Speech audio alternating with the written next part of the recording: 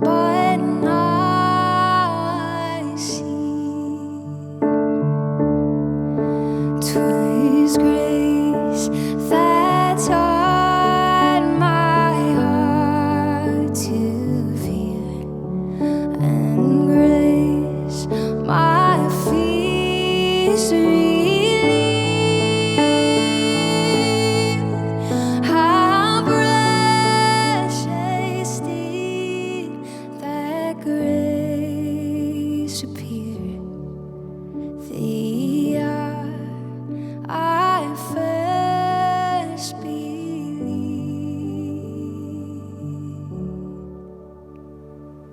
You know, the person who wrote that hymn, John Newton, really understood God's grace, his amazing grace. He says, "Amazing grace, how sweet the sound that saved a wretch like me."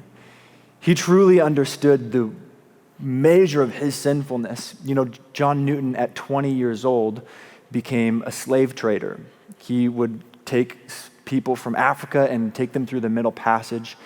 And for 10 years he did that before he had a conversion experience with Jesus. And afterwards, it just wrecked him what he'd done, that he'd ruined people's lives.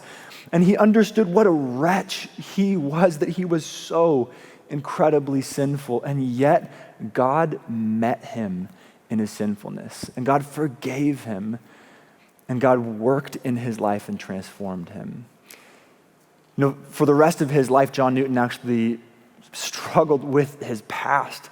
He felt a sense of guilt and shame because of it, but every time he felt that sense of guilt and shame, he remembered the amazing grace of Jesus.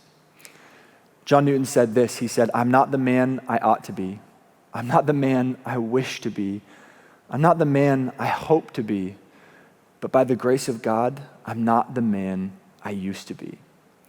See, he understood that he wasn't perfect, but he was in progress by the grace of God. By the grace of God, he was moving from sinner into sainthood, that God was transforming him and changing him. And friends, it's easy for us to look at our past, look at the things that we've done, look at our sin and feel that sense of guilt and shame for what we've done. But we need to remember that God meets us with his amazing grace every time.